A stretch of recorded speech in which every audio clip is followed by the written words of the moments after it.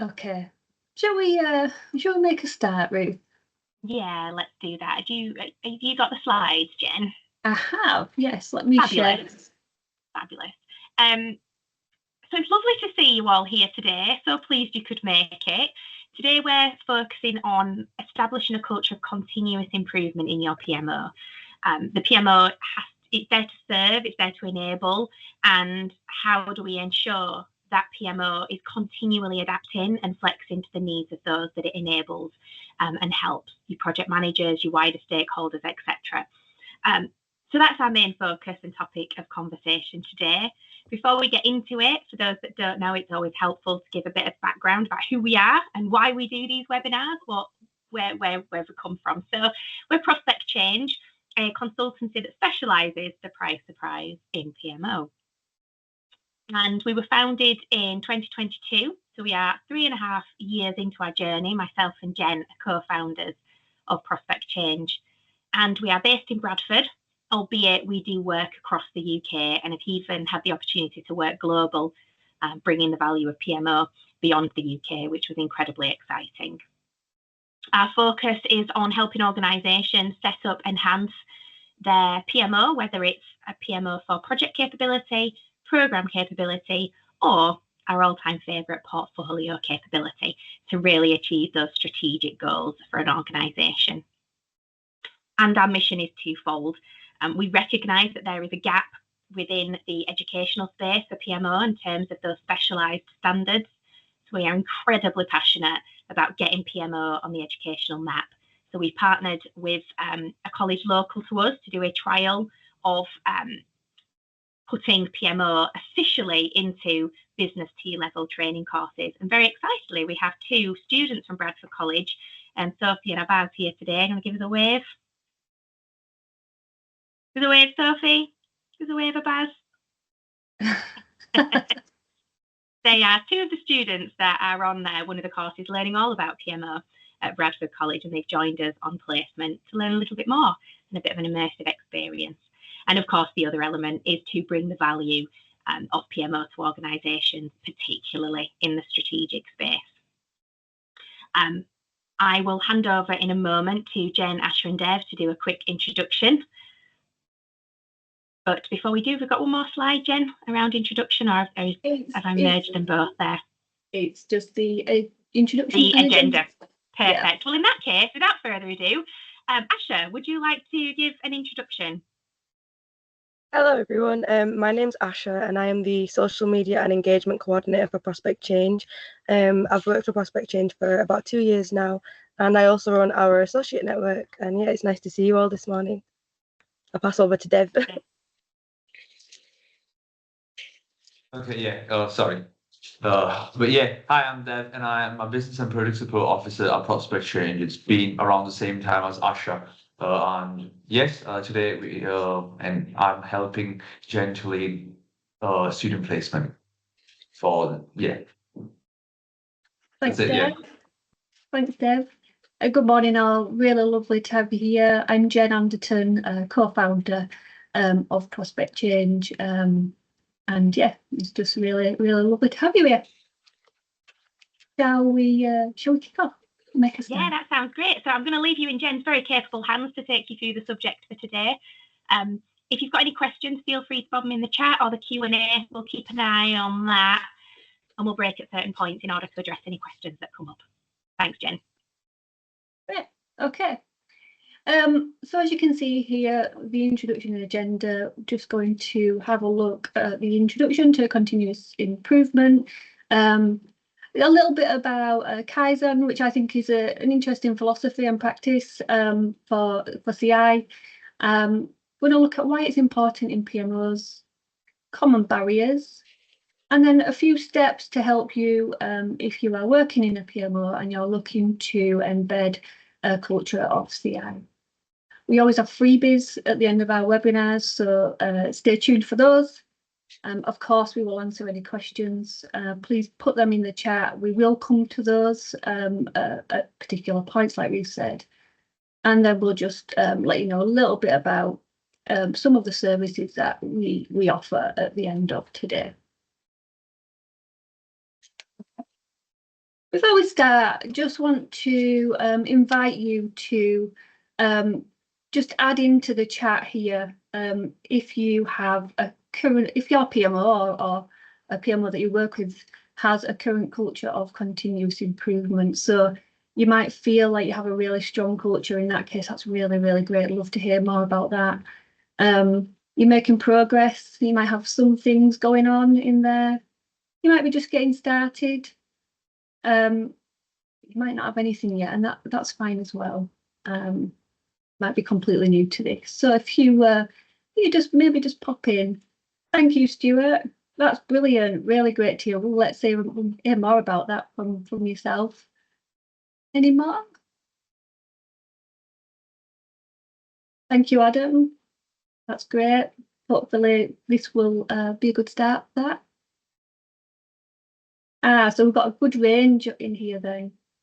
I'll be really interested to hear from all of you on that as well. So yeah, let's talk about that shortly.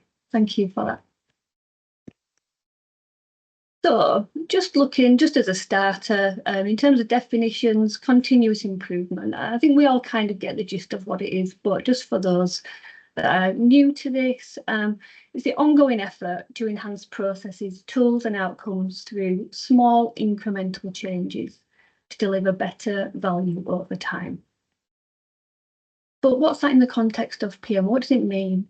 It means that a PMO is constantly looking for ways to improve project delivery methods, reduce inefficiencies, enhance stakeholder satisfaction, because we know that stakeholder satisfaction in a PMO is key.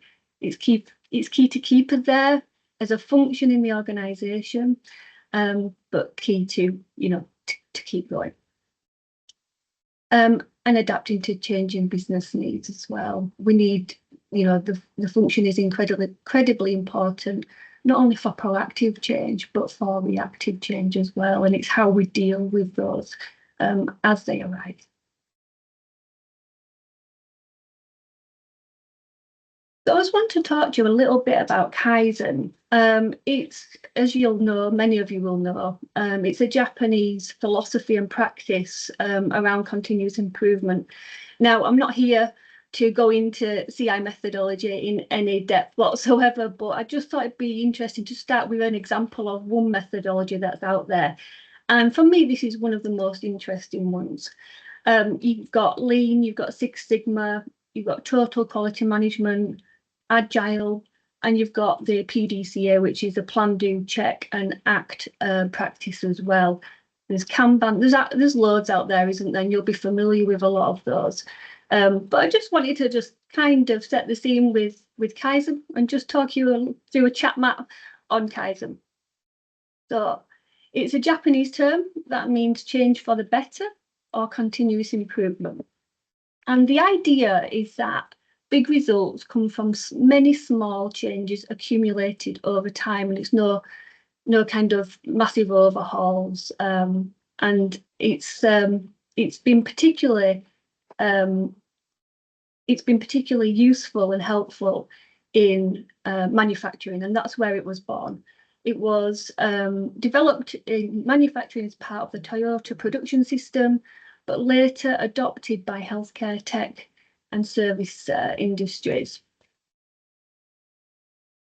The core principles are that it's around continuous incremental change, because that's more sustainable than dramatic overhauls.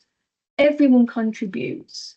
So just a fun fact for you, at Toyota, there are over 1 million improvement suggestions submitted annually by employees, which I think is amazing. They're also encouraged to anyone to stop the production line if they spot any problem whatsoever. So it's it's really empowering. It's a really empowering practice, and it's been adopted by other manufacturers like Ford and Nestle as well. It's around standardizing what works. So standardization, it's one of our favorite terms in PMO. Making sure improvements stick.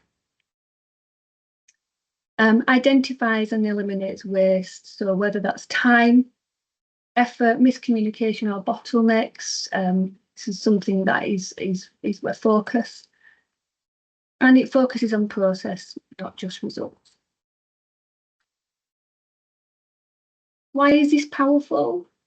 Low resistance, so small changes are easier to accept by employees. Builds momentum, one change sparks another. And of course, we've talked about empowering ownership. The team feel part of the journey of the solution.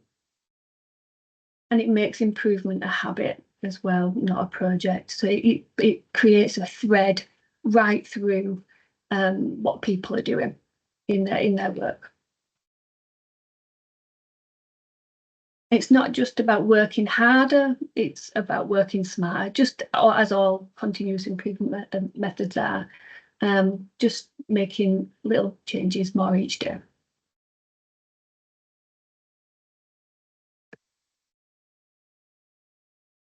So one thing that I find really particularly interesting is Formula One pit crews. I'm not a direct fan, I'm an indirect sofa fan. My partner is a massive Formula One fan, and I find myself asking the strangest of questions around pit stops and how all that works. Can anybody tell me what they think the average time for a pit stop is in Formula One? Just pop it in the chat. Right now, what's the average pit stop in 2025 in terms of time? Can anybody guess? 10 seconds. 2.2 seconds. Sorry? 2.2 seconds. 2.2 seconds. I also like Formula One, so I might have a bit more knowledge. So you'll know a lot about this, yes. Thank you, Adam. Adam is correct. It's 2.2 seconds. How amazing is that? So 2 decades ago, that was a lot different. Can anybody tell me or guess what it might have been 2 decades ago? So 20 years ago, a pit stop. I know the answer, but I'm going to pretend I don't to hide my age. So I'll do it that way. I think, Kendra, what did you say? Did you say 10? A little bit longer, 20, yeah. Oh, 20. It was actually 10 seconds, 20, 20 years ago. Now there's been things like, I won't get into too much, but there's been things like fuel bans and things like that. But over time, Formula One teams and pit crews have really worked to make incremental changes to reduce their pit stop time, making sure that car gets over the line quicker. And I liken this to PMOs. I think PMOs are the pit crews and the people behind the scenes of a car trying to get over the line, of a project. We know it's not our job to drive the car. We know project managers tend to do that. Our role is to keep everything running in line with strategy, monitoring progress and risks, review performance and support and enable success. Without this strong team, without a PMO, each with clearly defined roles, practiced expertise and shared strategy, we know that progress would stall. We wouldn't be getting better, it would stall, would fall into the same routines. Continuous improvement in PMOs is about constantly learning, refining and improving the way to get projects and programs over the line, to understand what works, what didn't, and how we do better next time. So Formula One have managed to get from 10 seconds to 2 seconds in the space of 20 years through a lot of things like tech and equipment innovation. So they've gone from manual to automation. They've even looked at sports science training for pit crews and where they stand and, when they're, where they're positioned ahead of the car coming in, to just make those really small changes. And then crew coordination and process optimization as well. That's bring it down. It's hard to believe it might even come down even more. And I think McLaren are holding the record at the moment at 1.8. I think it is. Yeah, that's right. Do I sound like I know a lot about formula? But yeah, I thought I'd use that analogy. I really like it, and it's really apt for this webinar today. But let's get into a little bit more about continuous improvement. Why is it so important in PMO? It might be obvious to some, but it increases project success rates. If we can be better as a team behind the scenes, then projects will do a lot better. It boosts stakeholder satisfaction and confidence. We know that PMOs are often justifying their existence, but continuous improvement allows PMOs to show their value in an organisation. It builds a learning organisation, so things are not just swept under the carpet and filed away. We we learn as we go and we share that learning. And of course, it increases efficiency. And I think a lot of us are experiencing that, particularly with the introduction of AI technology at the moment. We're all trying to find ways to, to deliver projects and manage PMOs in a way that introduces AI and makes us quicker and more efficient and smarter at what we do. And of course, it keeps organisations ahead of their game. If we can get projects over the line in a great way, in an efficient way, an effective way, then organisations will continue to be ahead of their competitors. And like an example of that is Toyota. And of course, it improves risk management. If we know what we might need to mitigate from learning from other projects, then we can really improve what we know, what we can anticipate, and how we can fix that.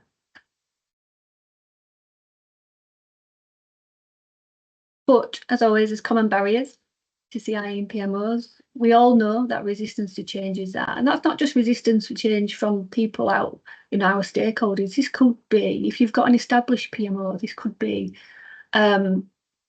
people within your PMO. They're used to, they've been doing it for a long time, and they've been, and they've got a lot of experience. But we're quickly moving our way through at pace with AI and things like that, and it's scary for some people.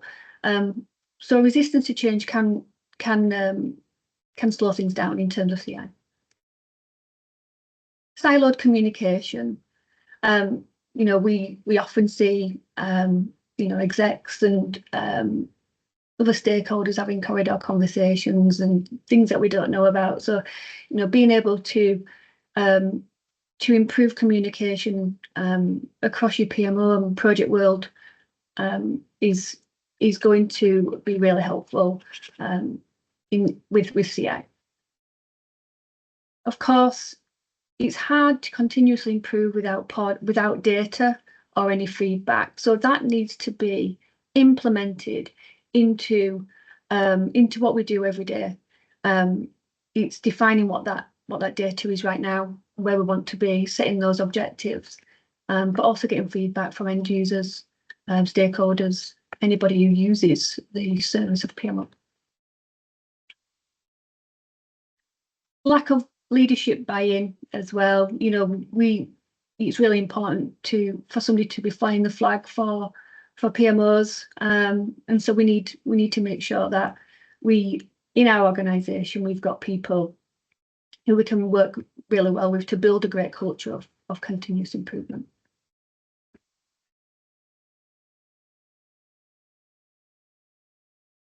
So just thinking about that, and thinking about continuous improvement and where you're at. If you have any of these, what's your biggest barrier to continuous improvement right now? Just pop it in the chat.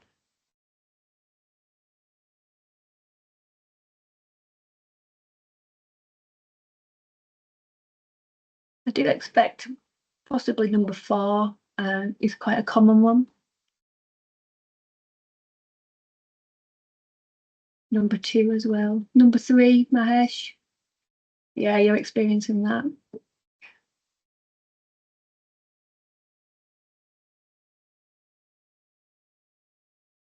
Any more?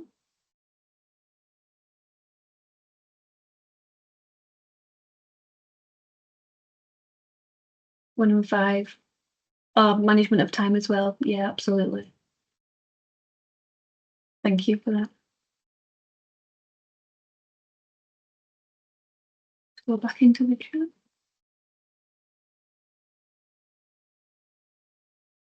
Change here comes from only a few people. Yeah. Some more coming. I'll just wait for those.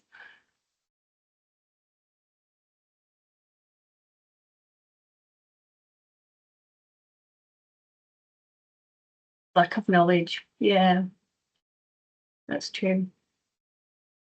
Thank you for that, everyone. It's really, really interesting to hear. Okay. And 3 and 4, Pamela, yeah. Thank you.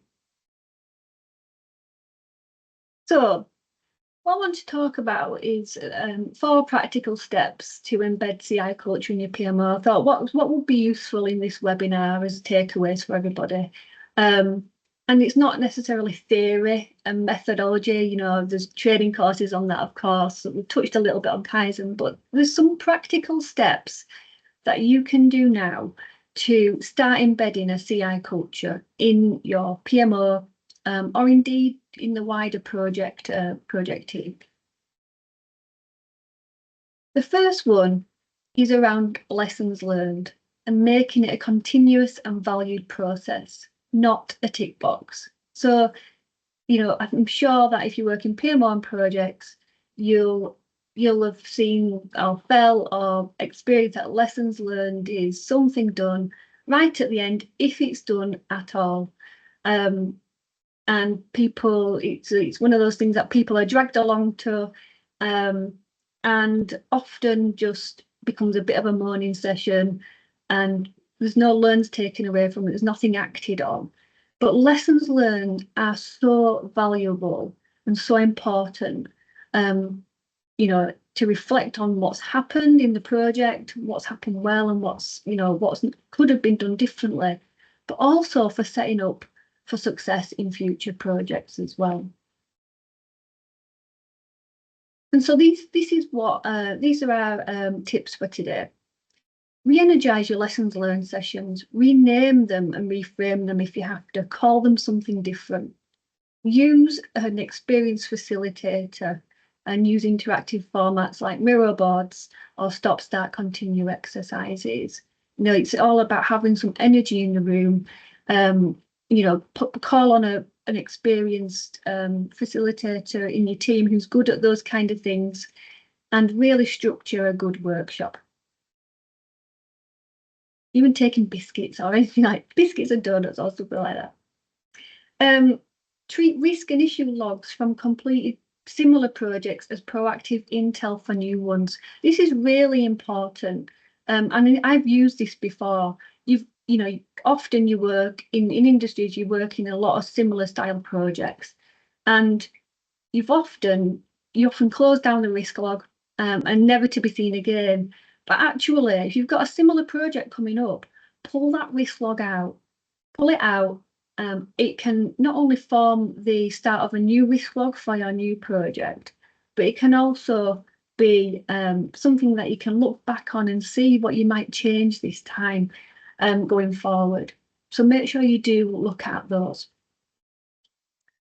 There's also, it's all well and good capturing lessons learned at the end of a project, and it's a good time to do it, but there's absolutely no harm and a lot of value in capturing lessons learned in real time. So encourage all project members to log lessons as they emerge and create a simple shared document. And you can also make lessons learned part of meeting flows. Now all it needs to be is 5 minutes at the end of your meetings. You know, is there any feedback or observations so far? You might have touched on somebody having a bit of a moan in a project meeting, or you might have heard something that went really, really well. And it's great to hear that. If you've got somebody, a PSO, or you know, anybody in that meeting, get them to just log that, because it's really, really good insight. So lessons learned, really, really important, not an afterthought, not a tick box, not a tick box. Establish a CI champion network. So what you can do is nominate a person in your project team or your PMO to serve as CI champions. They could create a community of practice and really fly the flag for CI. Hold 30-minute catch-ups, CI catch-ups for sharing quick wins with the team.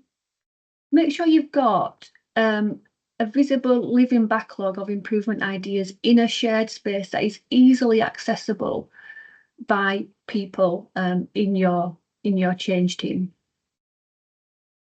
It doesn't have to be anything fancy, and an Excel document is absolutely fine. And if you do have a CI champion network, rotate the role every so often so that everybody gets a chance to see what it's like to be in that place, and it keeps it fresh and inclusive.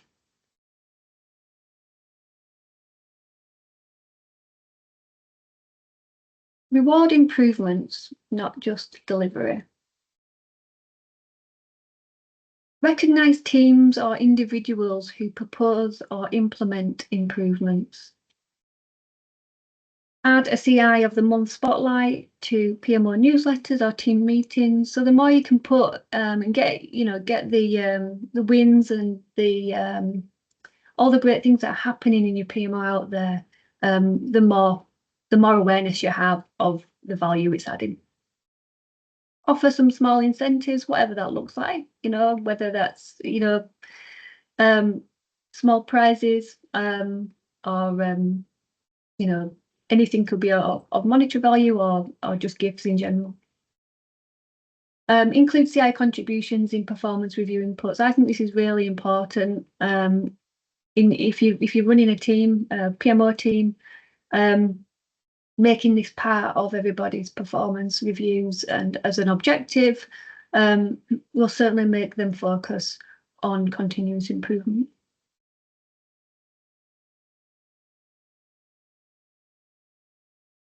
And the key one is use metrics to track CI impact. So you need to treat CI like any other deliverable. Define what success looks like, track progress and review the impact. So it's setting those objectives right from the start. Doesn't have to be difficult or complex. Just choose a few key metrics, key CI metrics, such as stakeholder satisfaction, projects delivered on time, scope and budget. You will need baselines for those, so it's helpful to carry out a survey with stakeholders to get that baseline and then see what you can improve on. Review metrics regularly and communicate and share the wins. Really important. Again, that can be in newsletters, it can be in performance reviews, but it's certainly making sure that execs and sponsors are very much aware of improvements that are being made in your PMO or change team.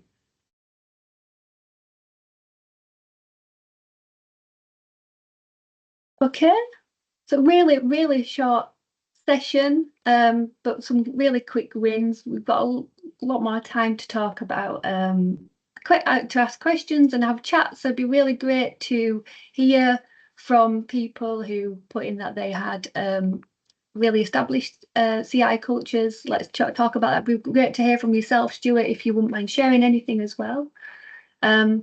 But what I am including at the end of today's session, there'll be a link that we can send you a lessons learned log template, which is a template that helps teams consistently capture, organise and share key takeaways from project experiences, and a Kaizen-inspired PMO CI checklist, a really simple checklist just that you can have a look at to see if it's working. Okay. I'm just going to come off here. I thought we could just have a really quick discussion and learn a little bit about what you guys are doing in your world. Okay. Just in terms of how Prospect Change can help, just tell you a little bit about our services. We have 3 main services: PMO as a service, and that is where we can help you create, enhance, or recover portfolios, programs, and projects. We also have PMO Partner. We really love this service because it allows organisations to have PMO on demand. So it's a retainer service for PMO, advice, support and guidance from as little as 1 day a month, just as and when you need it and for whatever you need it for in terms of project. You know, for example, if you wanted to have some training completed, there's no limit to the amount of people who would attend that training, so it's really good value for money. And as long as that training is in the subject of PMO and what we know. So yeah, that's another one. And then we have training as a separate service as well. We really enjoy our training sessions. Of course, we do a lot of sessions with Bradford College with students. We deliver lectures to Bradford University master's students as well, but then we also provide training as and when needed for PMO and project management training. Yeah. Are there any further questions before we close?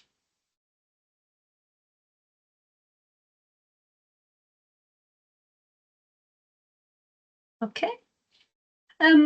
We're doing these monthly with the exception of July and August because we appreciate that people go on holiday. So we're back in September with strategies for enhancing your change. But in the meantime, do follow us on LinkedIn. Do keep in touch with us. Reach out to us if you want to have a quick chat. That's absolutely fine. If you really think you'd be interested in speaking on any of our webinars, you are very welcome to get in touch about that as well. But it's really great to have you here today. Thank you for taking the time out to join us. So thank you for sharing your insights and having cameras on. Really great to see you all. We'll be recording this. We have recorded this and we will be sharing this afterwards with a link to those freebies as well.